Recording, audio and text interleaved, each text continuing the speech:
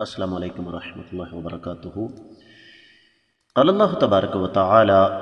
بعد اعوذ باللہ السمیع العلیم من الشیطان الرجیم فرح المخلفون بمقعدهم خلاف رسول اللہ وکرہوا ان یجاہدوا باموالہم وانفسہم فی سبیل اللہ وقالوا لا تنفروا فی الحر قل نار جہنم اشد حرا لو كانوا يفقهون۔ معزز خواتین و حضرات، اللہ مالک العلم رب ذوالجلال والاکرام کی توفیق اور اس ذات بابرکات کے فضل و کرم سے آج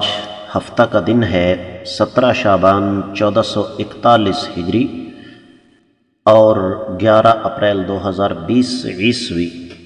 اور ہمارے سبق کا موضوع اللہ رب العزت کی پاکیزہ کتاب قرآن مجید 10واں پارہ سورہ مبارکہ کا نام التوبہ، اور اس سورہ مبارکہ کی 81ویں آیت مبارکہ ہم پڑھ رہے ہیں۔ یقیناً آپ کے ذہن میں ہوگا کہ یہاں منافقین کا تذکرہ ہو رہا ہے، اور اللہ رب العزت نے اس آیت مبارکہ میں منافقین کی ایک اور خصلت بد کا تذکرہ فرمایا۔ اللہ فرماتے ہیں فرحہ خوش ہوتے ہیں، المخلفون پیچھے رہ جانے والے، بمقعدہم کہ وہ بیٹھے رہے، خلاف رسول اللہ اللہ کے رسول صلی اللہ علیہ وسلم کے حکم کے خلاف، وَكَرِهُ اور ان ظالموں نے ناپسند کیا، ان یجاہدوا یہ کہ جہاد کریں، باموالہم اپنے مالوں کے ساتھ، وانفسہم اور اپنی جانوں کے ساتھ، فی سبیل اللہ اللہ کی راہ میں، وقالوا اور کہنے لگے لا تنفروا فی الحر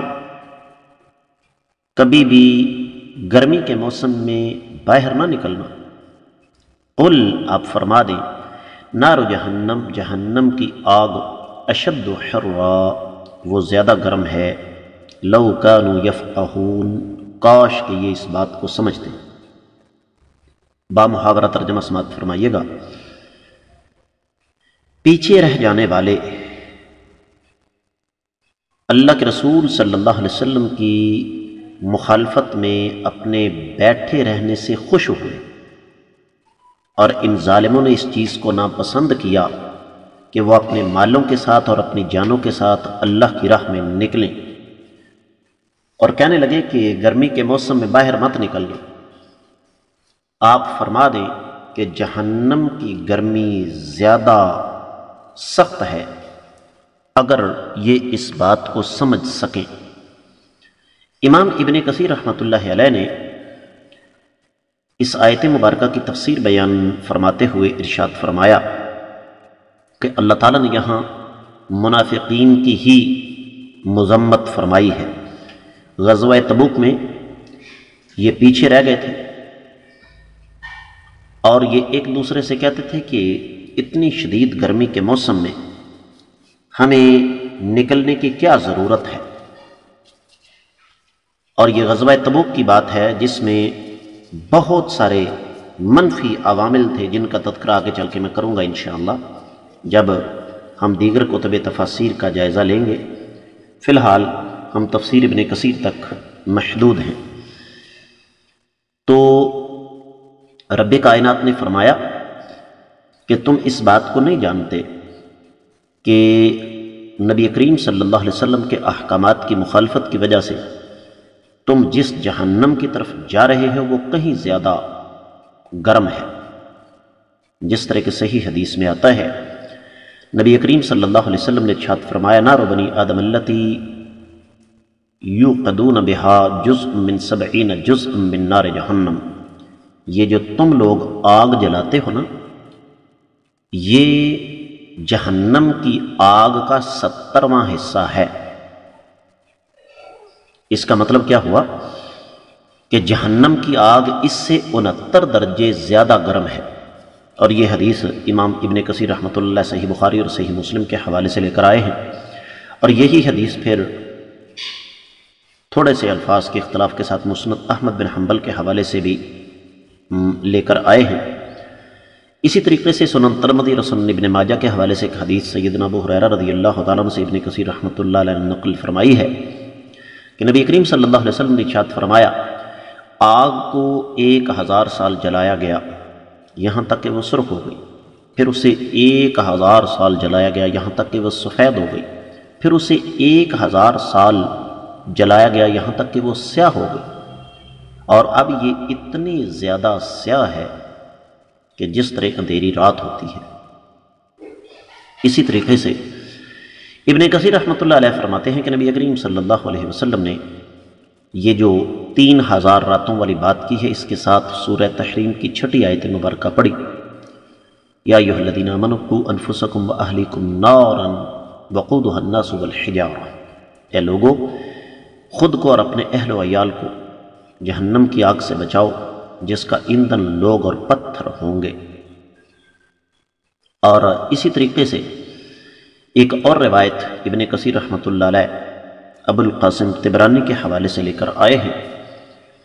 سیدنا انس رضی اللہ تعالیٰ عنہ راوی ہیں، نبی علیہ الصلوۃ والسلام نے ارشاد فرمایا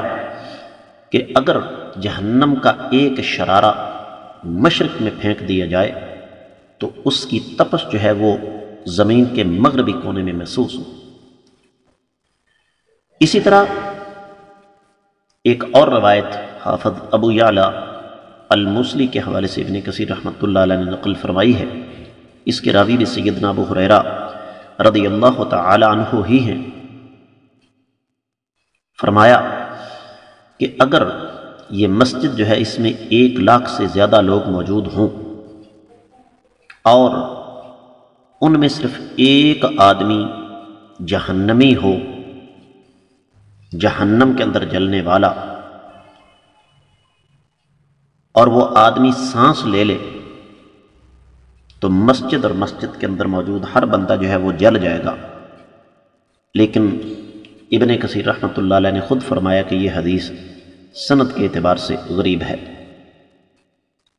اسی طرح ایک اور روایت ابن کثیر رحمۃ اللہ علیہ اپنے مزاج کے مطابق لے کر آئے، کیونکہ ان کا مزاج یہ ہے کہ وہ ہمیشہ قرآن کی تفسیر قرآن کے ساتھ یا پھر قرآن کی تفسیر حدیث مبارکہ کے ساتھ کرتے ہیں۔ فرماتے ہیں کہ نبی کریم صلی اللہ علیہ وسلم نے ارشاد فرمایا، سیدنا ابو سعید خدری رضی اللہ تعالیٰ عنہ راوی ہیں، نبی علیہ الصلوۃ والسلام نے فرمایا قیامت کے روز جس شخص کو سب سے ہلکا عذاب ہوگا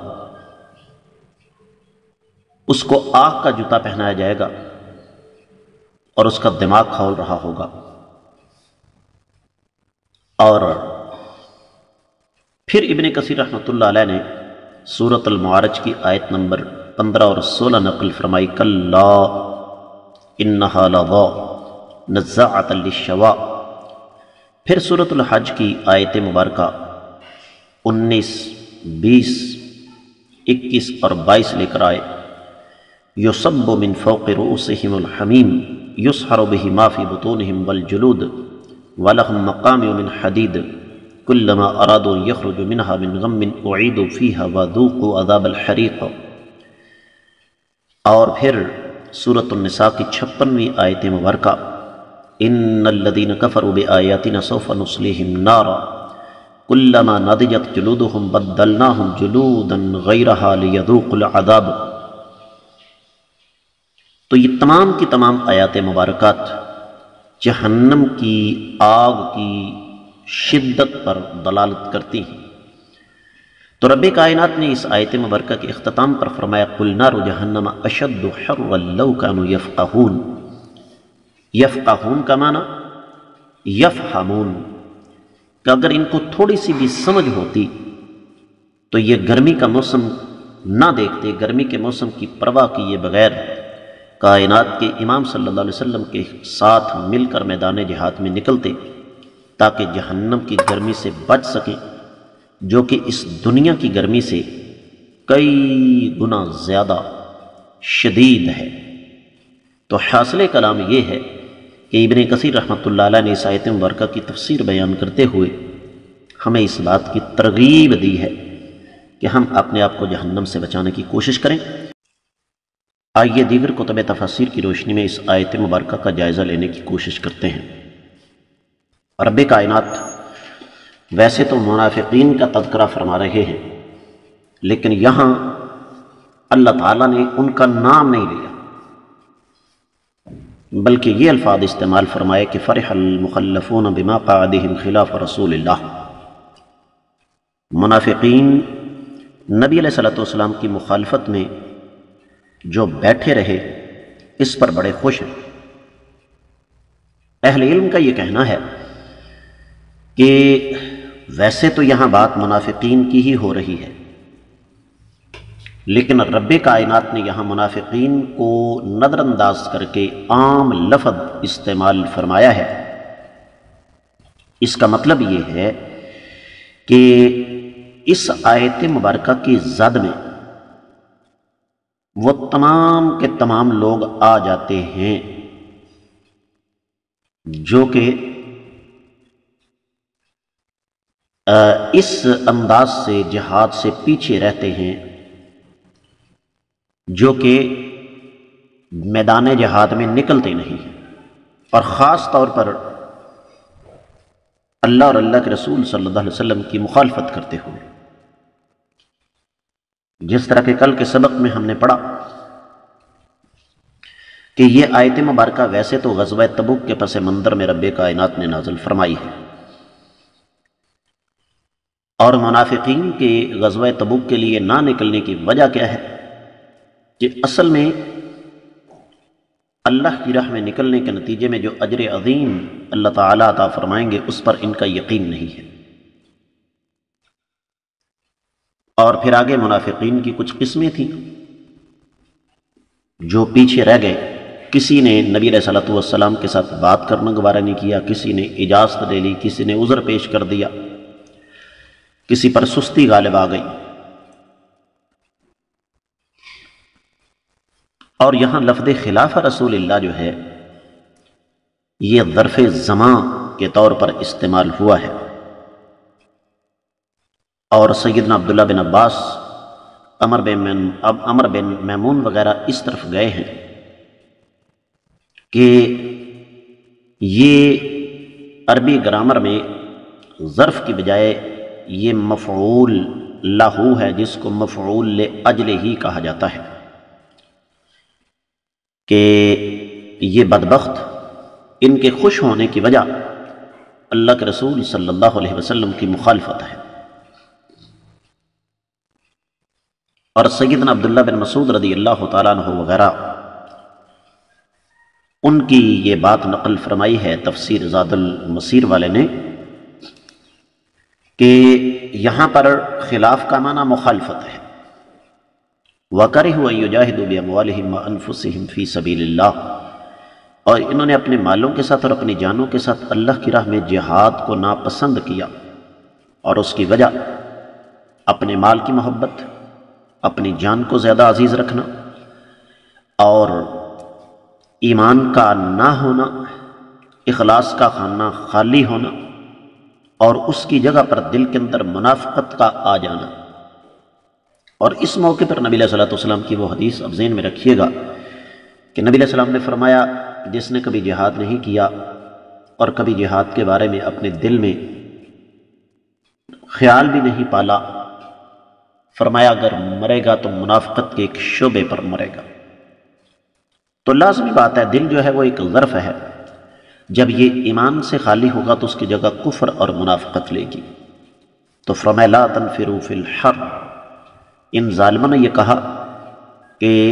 گرمی کے موسم میں مت نکلو۔ اس کی وجہ غزوہ تبوک کا جو سفر تھا نا، یہ انسانی تاریخ کا عجیب و غریب سفر تھا معزز خواتین و حضرات۔ اس کی وجہ یہ ہے، ایک تو سفر لمبا تھا، دوسرا مدینہ میں فصل پک کر تیار ہو چکی تھی، تیسرا شدید غربت تھی، چوتھا دشمن کی تعداد کا علم ہی نہیں تھا،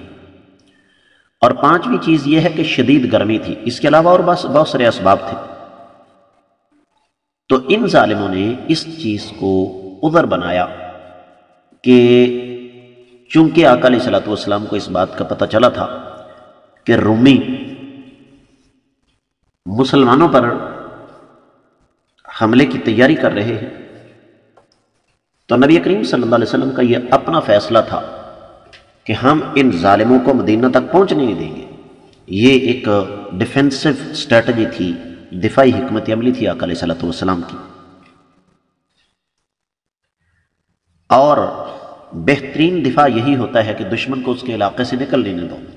جس طرح کے وطن عزیز پاکستان اس وقت کر رہا ہے۔ تو یہ منافقین کہنے لگے گرمی کے موسم میں جانے کی کیا ضرورت ہے، ابھی وہ تیاری کر رہے ہیں، کون سا سفر شروع کر دیا انہوں نے، ان کے سفر شروع کرتے کرتے گرمی کا موسم گزر جائے گا۔ جب انسان نے کوئی کام نہ کرنا تو اس کے پاس بڑے عذر اور بڑے بہانے ہوتے ہیں۔ تو رب کائنات نے اس کا جواب دیا کہ قل، اے نبی صلی اللہ علیہ وسلم، ان ظالموں کو بتا دو جنہوں نے بیٹھنے کو، راحت کو، جہاد سے پیچھے رہنے کو ترجیح دی ہے، نار جہنم اشد حرا، جہنم کی گرمی جو ہے وہ اس دنیا کی گرمی سے کہیں زیادہ ہے۔ مقصد یہ ہے کہ اے منافقین کی جماعت، تم اس ہلکی گرمی سے بھاگتے پھرتے ہو، اور وہ جہنم جو تمہارا مستقل ٹھکانہ ہے تمہیں اس کی کوئی فکر نہیں، جو اس کے مقابلے میں کہیں زیادہ گرم ہے۔ اور فرمایا لو کانوا یفقہون، اہل علم یہ فرماتے ہیں کہ لو کانوا یفقہون میں عبارت محذوف ہے کہ لو کانوا یفقہون انہا کذالک لما فعلوا ما فعلوا، اگر ان کو پتہ چل جاتا نا کہ جہنم اتنی گرم ہے تو کبھی بھی وہ کام نہ کرتے جو انہوں نے کیا ہے۔ تو جس طرح کے پیچھے آیت مبارکہ گزری ہے، تفسیر المراغی وغیرہ میں یہ لکھا ہے کہ وہ جو آیت مبارکہ ہے والمنافقون والمنافقات بعضهم من بعض، منافق مرد اور منافق خواتین ایک دوسرے سے ہیں، یأمرون بالمعروف یأمرون بالمنکر وینہون عن المعروف، ایک دوسرے کو برائی کا حکم دیتے ہیں، نیکی سے منع کرتے ہیں۔ تو یہ اس کی وضاحت آ گئی نا، اب جہاد سے بڑی نیکی کیا ہو سکتی ہے؟ لیکن ان ظالموں نے اس جہاد سے نہ صرف یہ کہ خود پیچھے رہنے کا فیصلہ کیا، بلکہ دوسروں کو بھی اس سے منع کرتے رہے۔ اور ظاہر بات ہے جب انسان نے کوئی کام نہ کرنا ہو تو معزز خواتین و حضرات اس کے پاس عذر تھوڑے سے نہیں ہوتے، بڑے عذر ہوتے ہیں۔ تو منافقین کے پاس بھی بڑے عذر تھے کہ بھائی سفر لمبا ہے، موسم گرم ہے، سال بھر کی روزی تیار ہو چکی ہے، واپسی پہ اللہ بہتر جانتا ہے کتنا وقت لگے اور کتنے لوگ واپس آئیں وغیرہ وغیرہ۔ تو حاصل کلام یہ ہے اس آیت مبارکہ کا کہ رب کائنات نے ہمیں اس آیت مبارکہ کے ذریعے اس بات کی تنبیہ کی ہے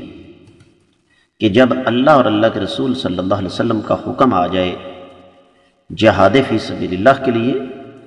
تو پھر یہ نہیں سوچا جاتا کہ حالات کیا ہیں۔ اس کے ساتھ ہی اس آیت مبارکہ کی مختصر تفسیر مکمل ہوتی ہے۔ اللہ نے چاہا تو کل ہم اگلی آیت مبارکہ پڑھنے کی کوشش جو ہے وہ کریں گے۔